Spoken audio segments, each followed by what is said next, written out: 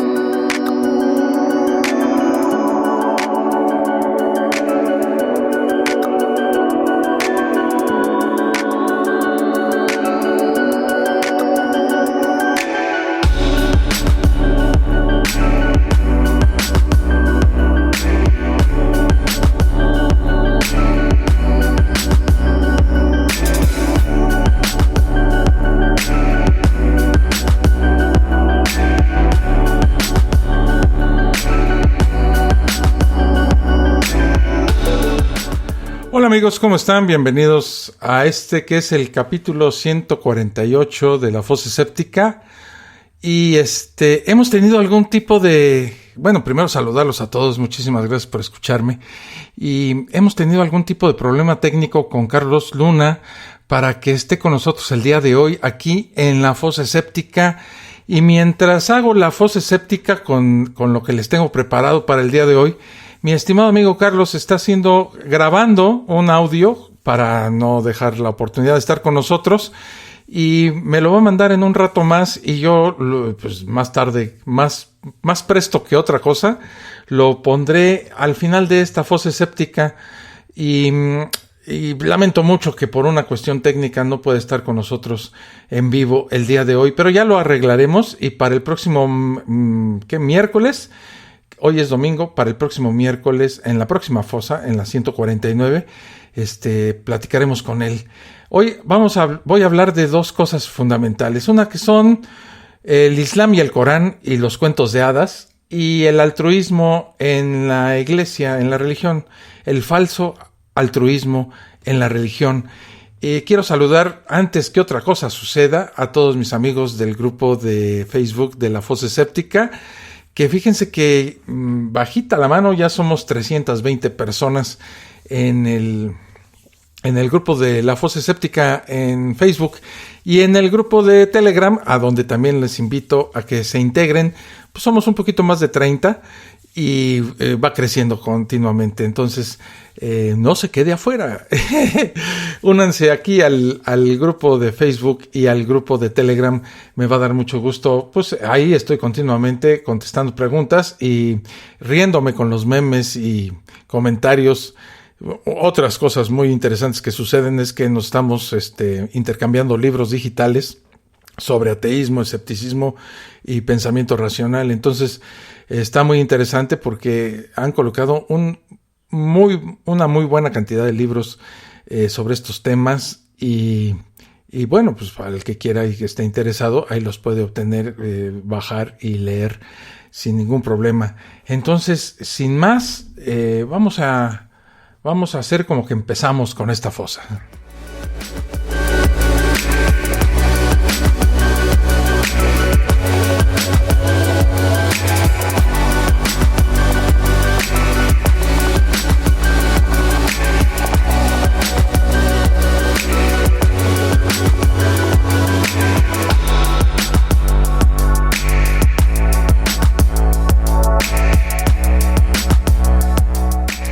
Fíjense que el libro sagrado de los musulmanes, el Corán, narra una anécdota muy interesante. Y dice así: Sulaimán heredó a Daud y dijo: hombres, se nos ha enseñado el lenguaje de los pájaros y se nos ha dado de todo. Es un favor manifiesto.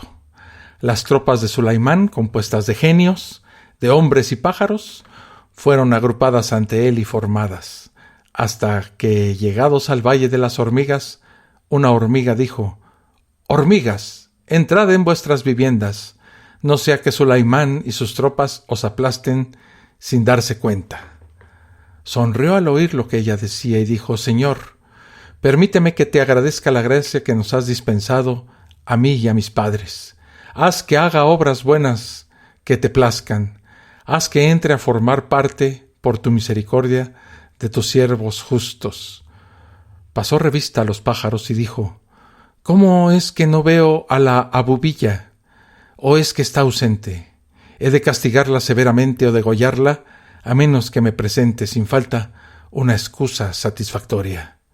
No tardó en regresar y dijo: Sé algo que tú no sabes, y te traigo de los Saba una noticia segura.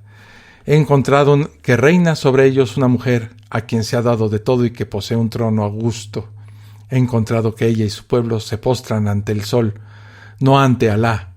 El demonio les ha engalanado sus obras, y habiéndoles apartado del camino, no siguen la buena dirección, de modo que no se prosternan ante Alá, que pone de manifiesto lo que está escondido en los cielos y en la tierra, y sabe lo que ocultáis y lo que manifestáis. Alá, fuera del cual no hay otro Dios, es el Señor del trono augusto. Dijo él: Vamos a ver si dices verdad o mientes. Lleva este escrito mío y échaselo. Luego mantente aparte y mira qué responden. Esto está en una parte del Corán que se llama Sura, capítulo 27, versículos 16 al 28. Cualquier persona razonable reconoce inmediatamente en este texto una fábula, un cuento de hadas. ¿Por qué? Porque incluye todos los elementos típicos de un cuento de hadas. Les ruego un poco de paciencia mientras les explico algo que resulta evidente para cualquier persona racional.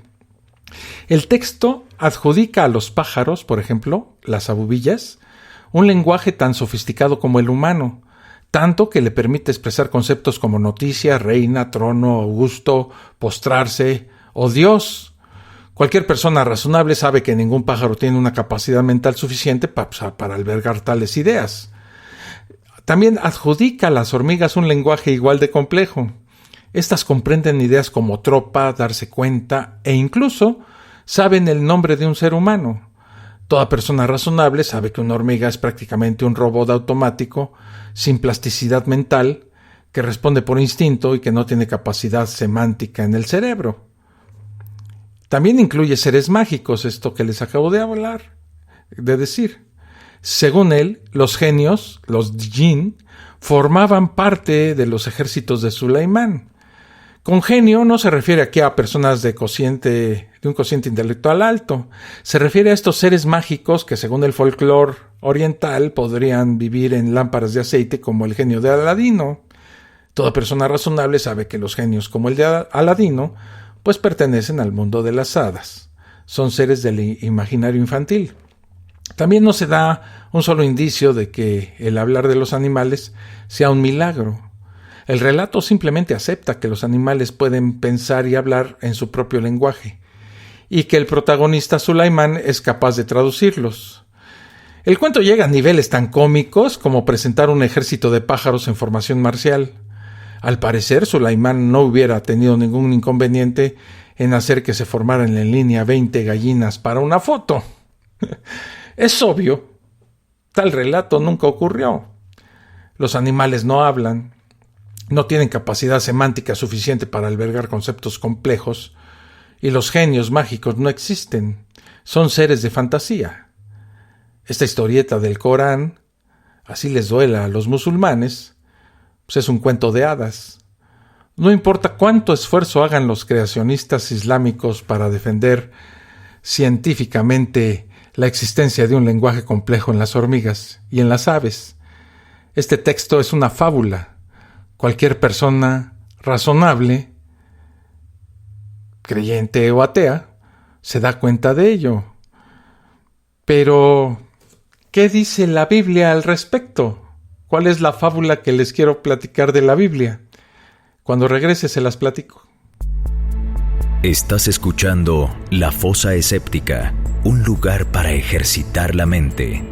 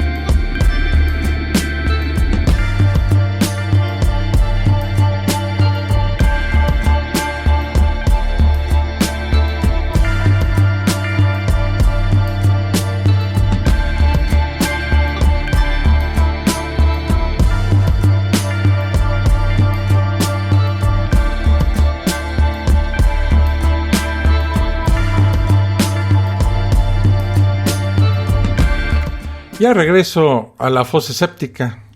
Cuando los creyentes cristianos ríen justificadamente ante la ingenuidad y la simpleza de esta fábula, la que les leí antes de la pausa del Corán, que millones de musulmanes consideran palabra inerrante, o sea, sin error de su divinidad, no deberían olvidar otro cuento de hadas de otro libro clásico, la Biblia, que dice así: se levantó Balaam de madrugada, aparejó su asna y se fue con los jefes de Moab.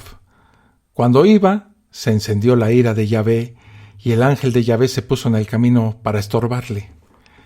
Él montaba la burra y sus 2 muchachos iban con él. La burra vio al ángel de Yahvé plantado en el camino, la espada desenvainada en la mano.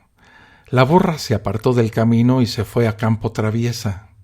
Balaam pegó a la burra para hacerla volver al camino.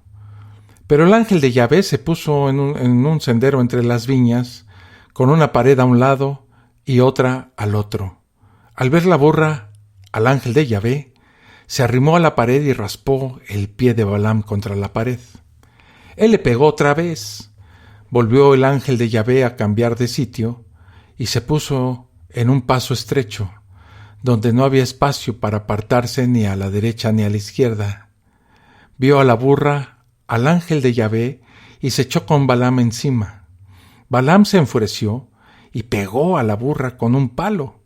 Entonces Yahvé abrió la boca de la burra, que dijo a Balaam: ¿qué te he hecho yo para que me pegues con esta ya 3 veces?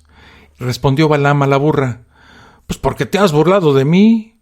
Ojalá tuviera una espada en la mano, ahora mismo te mataba.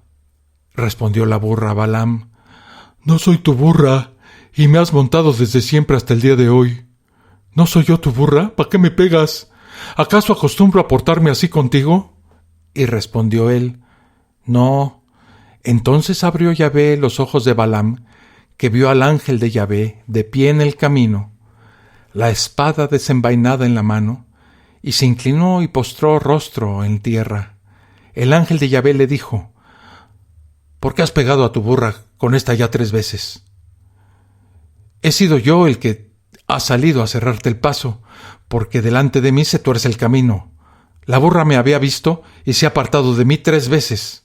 Gracias a que se ha desviado, porque si no, ahora te habría matado y a ella la habría dejado con vida. Esto está en el libro de Números de la Biblia, capítulo 22, versículos 21 al 33. Cualquier persona razonable reconoce inmediatamente en este texto una fábula, un cuento de hadas. ¿Por qué? Porque incluye también todos los elementos típicos de un cuento de hadas. Hay algo en esta fábula que resulta evidente para cualquier persona racional.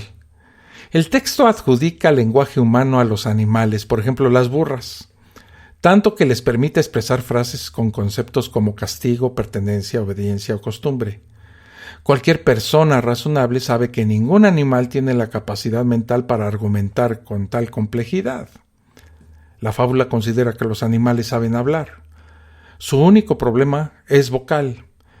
Cuando Yahvé les abre la boca, pueden conversar perfectamente con un ser humano en su mismo idioma. El cuento incluye seres mágicos. Según él, hay ángeles con espadas que pueden hacerse visibles ante burras o ante personas, indiscriminadamente a voluntad.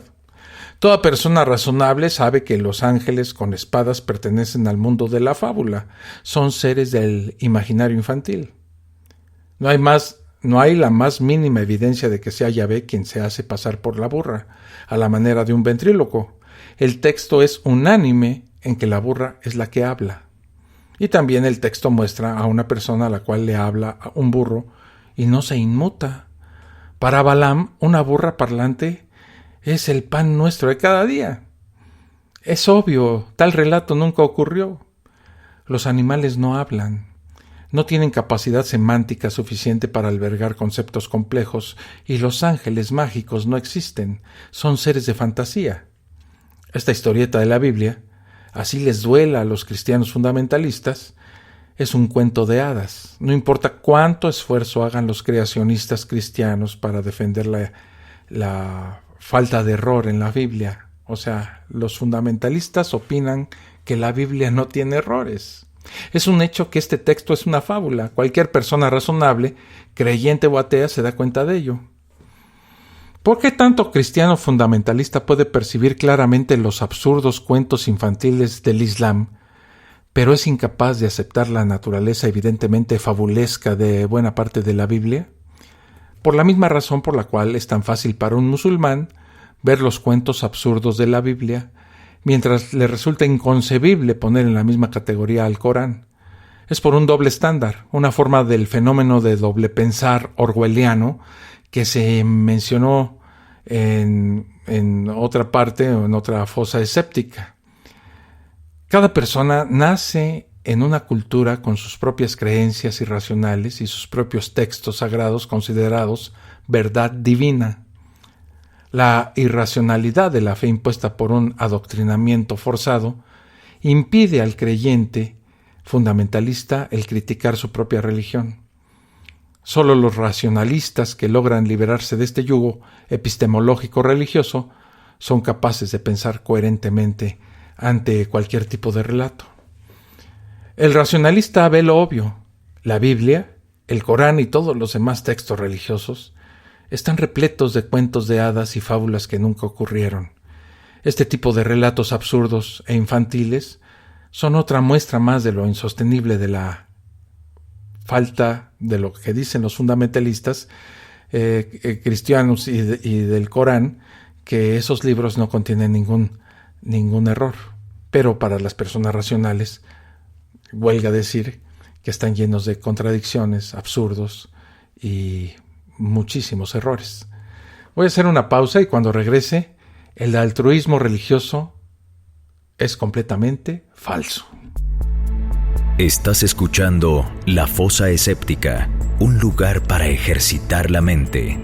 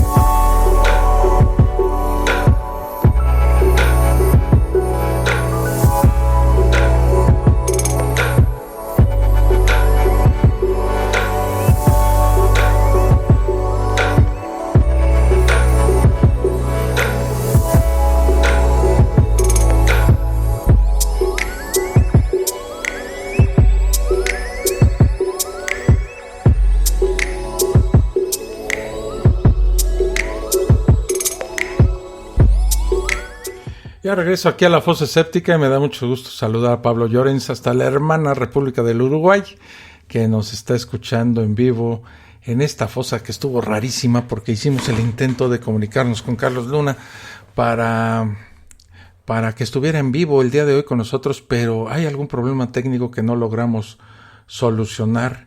Entonces, Pues al final de esta fosa escéptica haremos otra prueba ya para que el próximo miércoles tengamos la presencia de Carlos Luna en vivo. Mientras tanto, él está grabando un pequeño comentario y al ratito me lo entrega para pasarlo hoy mismo aquí con todos nosotros. Entonces, el altruismo religioso es falso. Por pocos adjetivos hay tan claramente opuestos como altruista y egoísta. Según el diccionario de la Real Academia Española de la Lengua, el primero, o sea, el altruismo, es la diligencia en procurar el bien ajeno a una costa del propio, mientras que el egoísta es un inmoderado y excesivo amor a sí mismo que hace atender desmedidamente al propio interés sin cuidarse del de los demás. En otras palabras, el altruista sacrifica su propio bien por los demás, mientras que el egoísta sacrifica el bien ajeno para favorecerse a él mismo. En la mayoría de las especies animales gregarias, los individuos altruistas son bien vistos por los demás, mientras que los egoístas se consideran despreciables. Independientemente de que las tendencias egoístas y altruistas humanas están en nuestra naturaleza genética y social, los creyentes religiosos suelen jactarse ante nosotros, los impíos, de su actitud abnegada y altruista. Ama a tu prójimo como a ti mismo es un mandamiento del judaísmo que fue reiterado por Jesús de Nazaret y que muchos creyentes consideran una imposibilidad de la mente atea. Por supuesto, hay que diferenciar el altruismo verdadero del falso. En ocasiones, algo que puede percibirse como un acto altruista no es más que un eficiente cálculo a tres bandas que brinda a quien lo realiza beneficios mayores a largo plazo que los perjuicios menores inmediatos. En este caso, no cabe hablar de altruismo, es puro egoísmo diferido. ¿Cuán altruistas son las motivaciones de los creyentes religiosos? Muchas veces se mencionan las vidas de santos, los padecimientos de los mártires e incluso el sacrificio expiatorio de Jesús como una muestra de actos altruistas en los cuales el individuo terminó perjudicado por el bien de los demás. ¿Pero es realmente altruista el comportamiento cristiano? Unas pocas consideraciones podrán dar una perspectiva adecuada. Eso, ahorita que regrese a la fosa escéptica, si me permiten, para solucionar algunos problemas técnicos. Estás escuchando La Fosa Escéptica, un lugar para ejercitar la mente.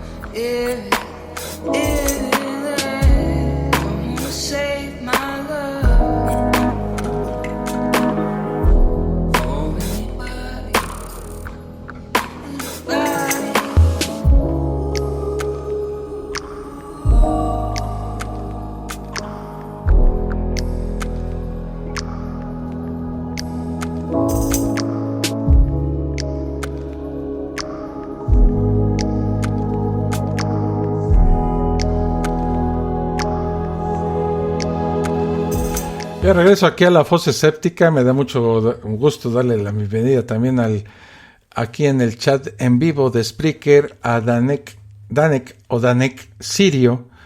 Buenas noches, mi estimado Danek. Dice, buenas noches, imaginen si la Biblia ya parece un cuento de hadas, ¿cómo sería si incluyeran la batalla de mágica de San Pedro contra Simón el Mago o los llamados evangelios apócrifos?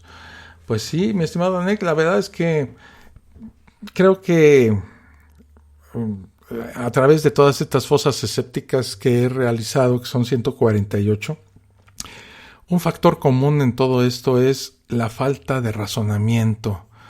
El hecho de que vayas a una iglesia a repetir como perico algo, sin pensar en lo que estás diciendo, porque de eso se trata realmente una reunión religiosa, donde un sacerdote te dice ciertas cosas en código, ¿verdad? En un como mantra que se repite y uno lo repite y domingo a domingo y en todas las celebraciones litúrgicas se hace exactamente lo mismo y la gente no se pone a razonar por qué repite lo que repite y qué significa exactamente lo que está repitiendo. Entonces se presta a que no haya un entendimiento del por qué se hace y este adoctrinamiento impide el razonamiento. Entonces es como un círculo vicioso que se va enviciando a él mismo, ¿no? Pero para hablar de este falso altruismo, pues nada más hay que ver la vida de un santo. Por ejemplo, un ejemplar, como dicen que fue Pablo de Tarso, el llamado profeta de los gentiles. Gastó buena parte de su vida dedicado a promover la fe en Jesucristo. Soportó viajes extenuantes, persecuciones, encarcelamientos, hostigamientos, torturas y, según algunas leyendas, una muerte de mártir para llevar la salvación a todas las criaturas. ¿Cuán altruistas eran sus motivaciones? Pues, aunque lo sorprenda, pues él mismo nos da su respuesta en el libro de Corintios en la Biblia. Y dice así: si como hombre batallé en Efeso contra fieras, ¿de qué me sirve? Si los muertos no resucitan, comamos y bebamos porque mañana moriremos. Pablo, con su actuación, pues perseguía lo que él consideraba un bien mayor, la vida eterna, sin la cual él se hubiera comportado como cualquier beodo hedonista. No eran unas motivaciones muy altruistas, a decir verdad. Pero es que incluso algunas consideraciones teológicas extremas muestran cuán absurdo es el concepto de altruismo cuando se enmarca en las religiones cristianas. Para el cristianismo no hay mayor bien que la vida eterna que tanto anhelaba Pablo. El mismo Jesús dijo: si tu mano o pie te es ocasión de caer, córtalo y échalo de ti. Mejor te es entrar en la vida cojo o manco que teniendo 2 manos o 2 pies ser arrojado en el fuego eterno. Es claro, no puede haber mayor bien que la salvación eterna, y no hay peor mal que la condenación. Consideremos entonces el destino humano ante la buena nueva de Jesucristo. Cuando una persona pasa su vida sin haber recibido la más remota noticia de Jesús de Nazaret, de acuerdo con la teología de varias corrientes cristianas, la deidad es particularmente misericordiosa con ese individuo a la hora del juicio. ¿Es de esperarse? Pues es de esperarse.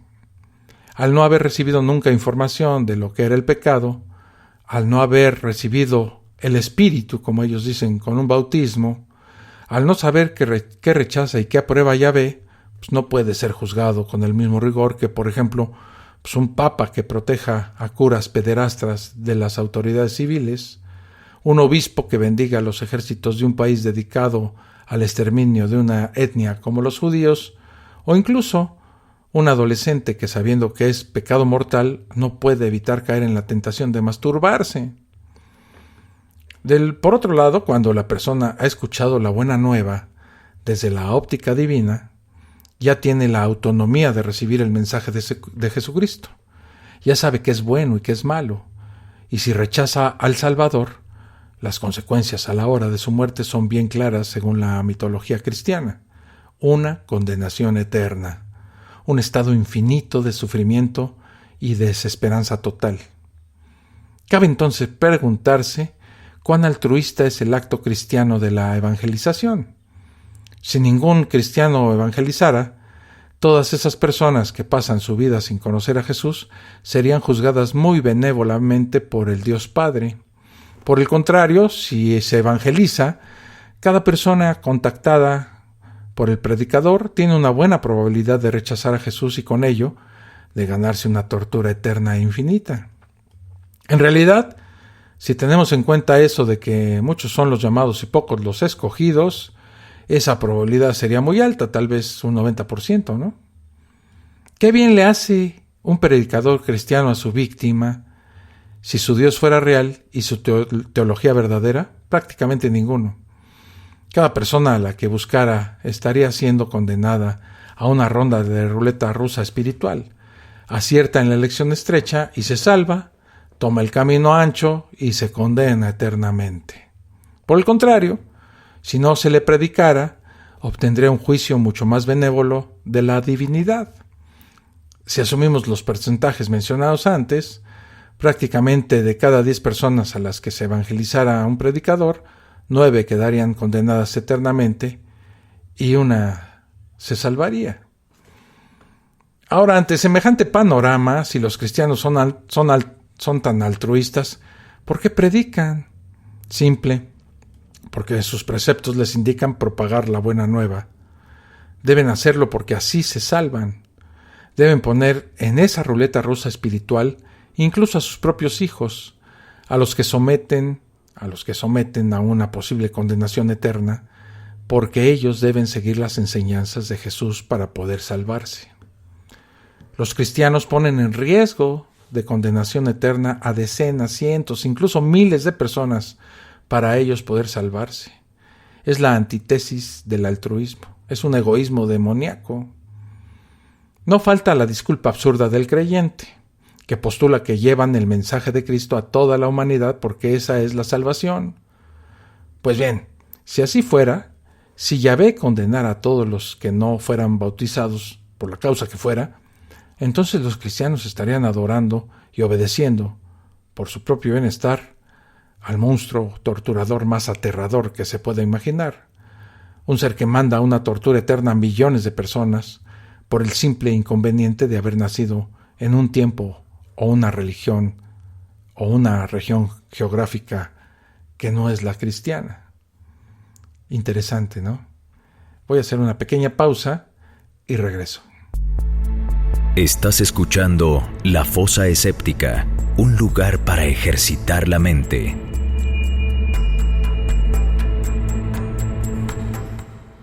Let my hair right on the ground.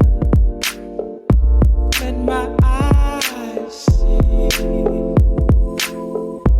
everything around.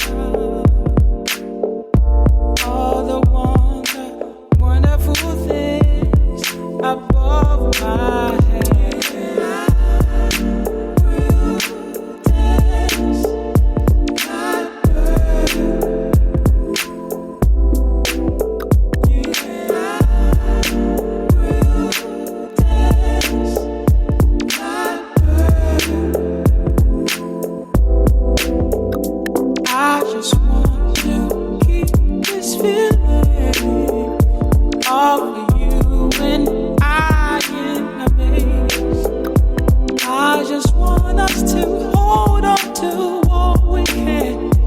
All the beautiful things above my head. Oh, yeah.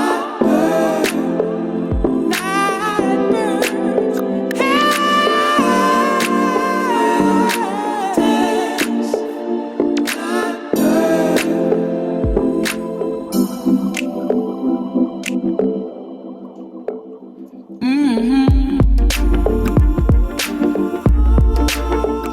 Ya regreso aquí a La Fosa Escéptica y le doy la bienvenida a Luz Mora, aquí al chat en vivo de Spreaker. Dice: hola, el pensamiento mágico está en el ser humano desde que su cerebro fue capaz de imaginar. las religiones son producto de lo mismo. Saludos. Claro que sí, Luz, tienes muchísima razón.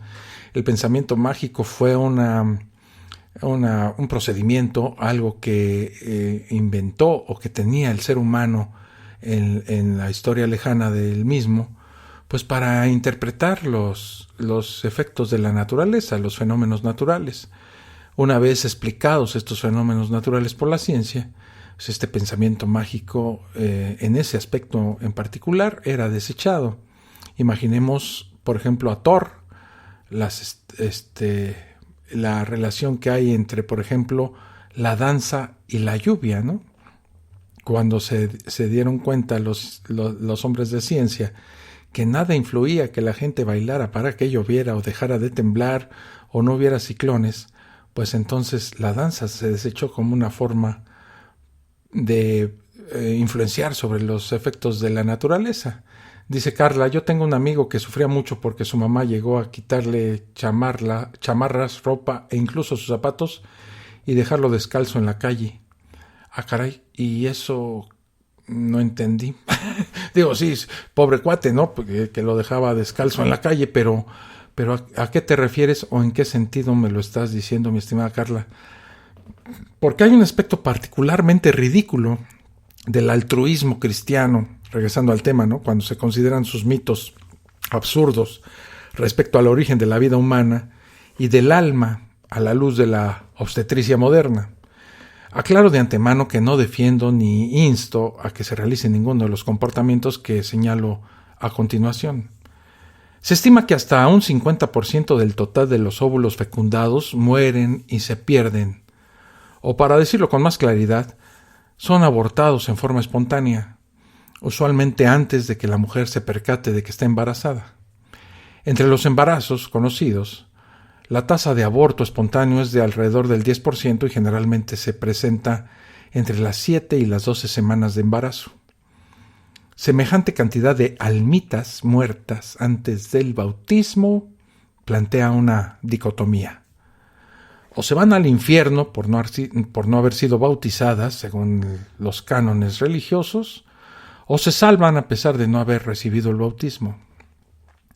La aplastante mayoría de las teologías cristianas rechazan la primera opción porque un Dios que condenara a un tormento eterno a miles de almitas bebé solo por haber sido abortadas espontáneamente sería peor y más aborrecible que un cura violador de menores. Así, la conclusión lógica para los cristianos es que el mítico Dios cristiano manda estas almitas a la gloria eterna. Claro, pobrecitos. Ellos no tuvieron la culpa de haber sido abortados. ¿Qué ocurre si un cigoto lleva su desarrollo a término?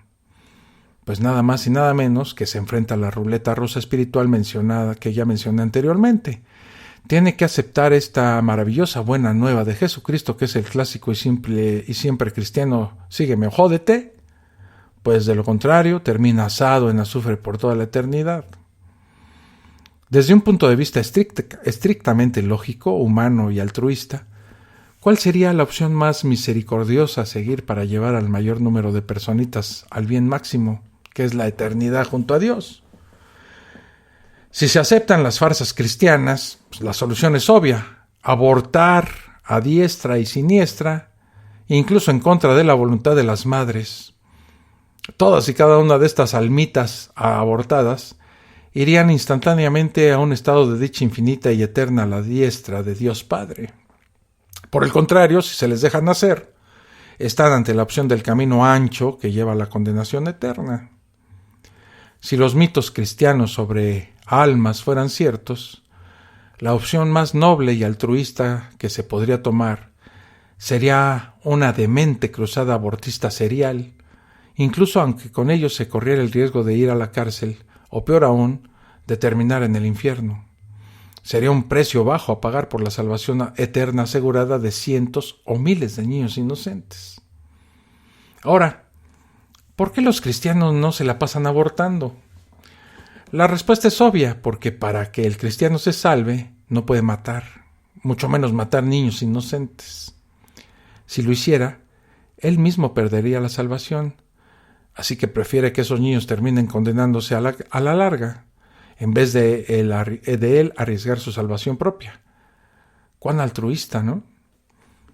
Si un cristiano creyera realmente los disparates teológicos o pseudociencia que promulga, y si fuera realmente altruista, no tendría ningún problema en renunciar a su vida eterna personal para darle la salvación eterna irrevocable a cientos de miles de bebitos indefensos en el vientre materno. Pero en realidad le importa un comino que esos niños en potencia terminen condenándose, siempre y cuando él mismo se salve. Así las cosas, nos podemos preguntar, ¿por qué tanta oposición al aborto legal? ¿Por qué se está enviando al cielo a millones de niños indefensos en vez de dejarlos vivir para que tengan la posibilidad de condenarse eternamente? ¿Cuán distinto se ve el altruismo cristiano cuando se miran los motivos de fondo y cuando se ven los absurdos lógicos que se deducen de semejantes alucinaciones espirituales? ¿Ustedes qué piensan? Dice Pablo Llorens, si Yahvé es omnisciente y es misericordioso y amoroso, ¿por qué no evita que niños nazcan con enfermedades terminales? ¿Por qué se dice que esos niños pagan porque se dice que esos niños pagan por los pecados de sus anteriores generaciones? Si éstas ni son conscientes muchas veces de los males que hacen. Si es omnipotente, ¿por qué no castiga a quienes cometen el pecado? ¿Esa es la justicia divina? Imaginemos que los progenitores de un niño robaran o mataran y fueran a la cárcel sus hijos o nietos. O interesante, mi estimado Pablo, cuando se aplica el razonamiento a cualquier parte bíblica, se ven las extraordinarias y absurdas contradicciones, errores y fábulas de las que está compuesta este libro. Dice Carla, su objetivo era altruista y sentía una gran obligación de regalar porque su religión así lo exigía. Ok. Entonces, lo que me decías de la mamá que dejaba descalzo a su hijo era porque regalaba los zapatos de su propio hijo para dárselos a los demás. ¡Qué absurdo! Voy a hacer una pequeña pausa. Estoy esperando que mi estimado Carlos Luna nos mande el audio con su comentario que está grabando en este momento porque tuvimos un gran problema técnico y no pudimos tenerlo en vivo. Entonces voy a hacer una pausa. Le seguimos con comentarios que me dejan en iVoox y aquí en el chat de Spreaker. Y regreso para leerlos y seguir platicando con ustedes. Estás escuchando La Fosa Escéptica, un lugar para ejercitar la mente.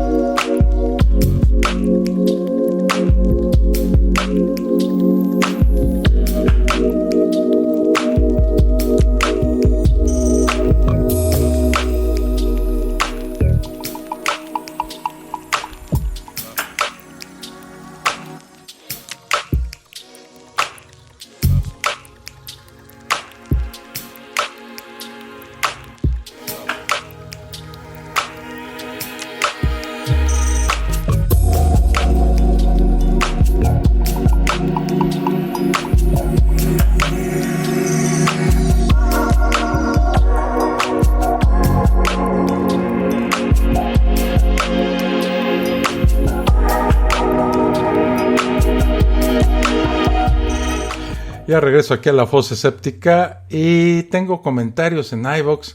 Teresa Aranda dice, amén, amén. No, en la fosa escéptica 147, eutanasia ética y Richard Dawkins. Ricardo Raxiris dice, genial programa. En España por fin parece que se va a autorizar una ley sobre la eutanasia parcial. La vida de una persona solo le pertenece a ella. Perfecto, Ricardo. Tienes muchísima razón. Es más, tienes toda la razón. Y Jim Shinsato dice, eres un crack. Si me lo dice a mí, te lo agradezco mucho. Disto mucho de ser un crack en cualquier en cualquier tema de la vida humana, ¿eh? Soy una persona común y corriente y nada más.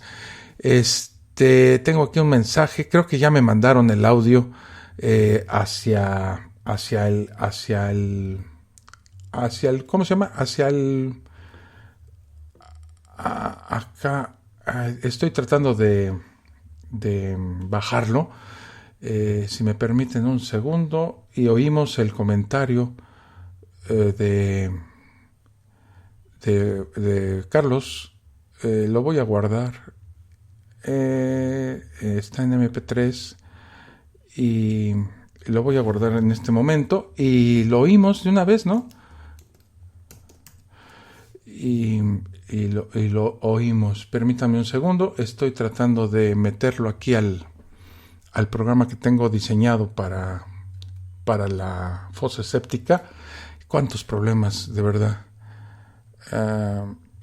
Por un desastre mío. Voy a hacer una pequeña pausa, pongo el audio y ya lo oímos entre todos, ¿sale? Y ahorita regreso. Estás escuchando La Fosa Escéptica, un lugar para ejercitar la mente.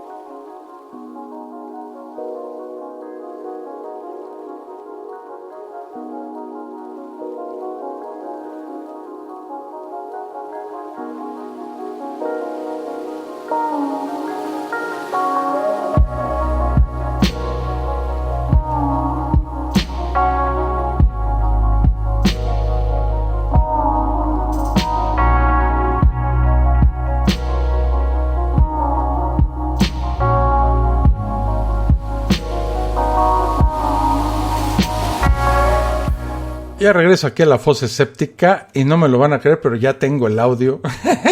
Pero mientras, dice Javier Alcaraz, yo diría más, si es omnipotente, ¿por qué no evita la comisión del pecado?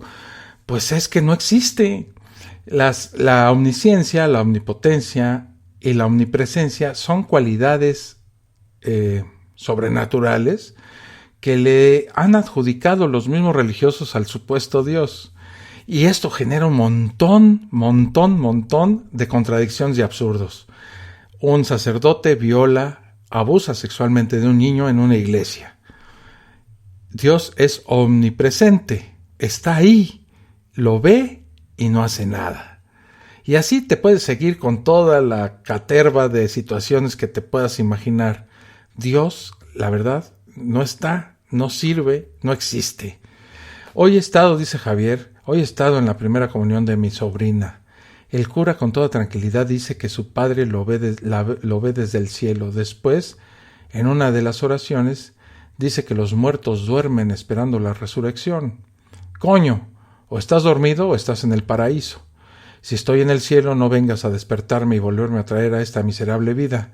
Es que estas son las dos opciones que tienen, las dos contradicciones que tiene la Biblia y los creyentes. Primero, el creyente asegura que cuando uno se muere, el alma de esa persona va al cielo. Y es muy común oírlos decir, ya tenemos un angelito que nos cuida. La Biblia dice otra cosa. La Biblia dice que cuando te mueres, duermes, como dicen, el sueño de los justos, hasta que Dios venga y juzgue a vivos y muertos, y es cuando te levanta, ¿verdad? Hacia el más puro ejemplo zombie, te levanta de entre los muertos y te juzga. Y te dice, te vas al infierno, te vas al cielo. Pero nada de que te vas luego, luego. El limbo es un invento muchísimos siglos posterior, inventado para no sé qué, para atraer gente y para, ¿cómo te diré?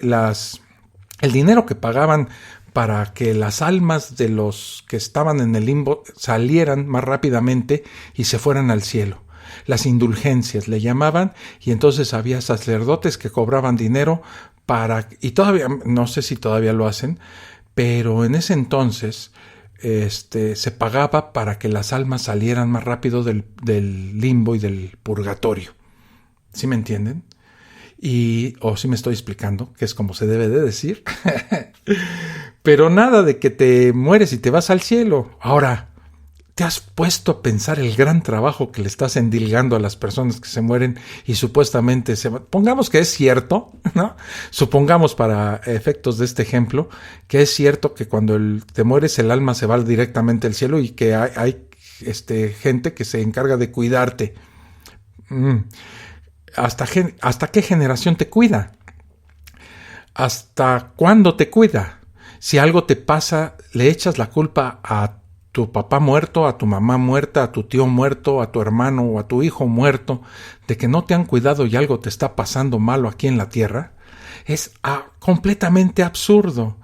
El ángel de la guarda, esta bola de mitología celestial, y esta gente que se aprovecha acá en la tierra, entre los vivos, y muy vivos, para medrar y comercializar estas cosas, ¿no? Todos hemos oído de angelólogos, personas que supuestamente son expertas en ángeles y que te dicen cuál es tu ángel y cómo te cuida y qué situación y cómo te puedes comunicar con tu ángel. Entonces, esto se presta un montón de mercadotecnia, mercantilismo y de ingresos económicos superlativos para la iglesia. Dice Javier Alcaraz, imagina la gestión en la oficina del purgatorio.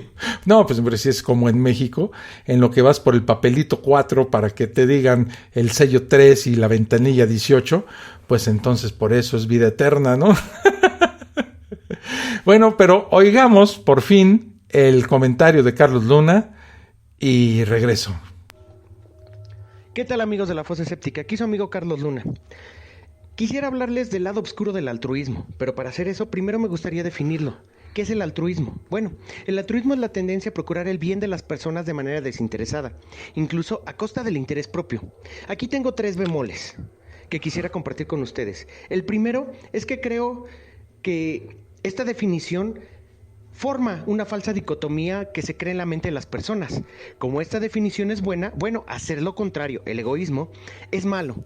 Y yo creo que no debería de ser así. Al hacerlo se da una carga moral y se crea un vicio. La segunda cosa que quisiera comentar es sobre el egoísmo y el individualismo. ¿Qué es el egoísmo? Bueno, es anteponer el interés propio al ajeno. Suele acarrear perjuicio a los demás. ¿Qué es el individualismo?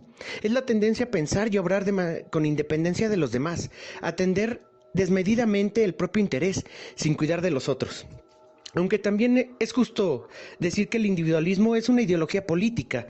Es un punto de vista social que enfatiza la dignidad moral del individuo. También existe otra forma de egoísmo, el egoísmo moral y ético, que es el egoísmo que yo suscribo. Es una doctrina filosófica que afirma que las personas deben tener la norma social ética para obrar en su propio interés. Tal es la única forma moral de actuar. Ortega Gasset, en Meditaciones del Quijote, decía: yo soy yo y mis circunstancias, y si no las salvo a ellas, no me salvo yo. Lo que nos quiere decir aquí Ortega y Gasset es que tenemos que tener en cuenta lo que rodea al hombre. No es solo lo inmediato, también es lo remoto. No es solo lo físico, sino lo histórico y lo espiritual. En pocas palabras, soy yo y mi medio. El hombre es un ser social y no puede enfrentar los desafíos solo, por eso necesita de la sociedad. El tercer punto es el desinterés. ¿Qué entendemos por el desinterés? Bueno, desde luego la falta de interés por una cosa o persona. ¿Pero qué sería el interés? Bueno, el valor o la utilidad o el provecho o el bien buscado. Pero aquí es donde me quiero detener. ¿Existe el desinterés? A mí se me hace que no. Se me hace que es tan real como hablar de la objetividad pura. ¿De verdad existe el desinterés? ¿Sentirme bien conmigo por hacer lo correcto? ¿O la superioridad moral no son intereses personales? Bueno, de aquí me gustaría hablar del lado oscuro del altruismo. El egoísmo es intuitivo. Es salirnos con la nuestra sin importar qué, anteponiendo nuestros intereses a los ajenos.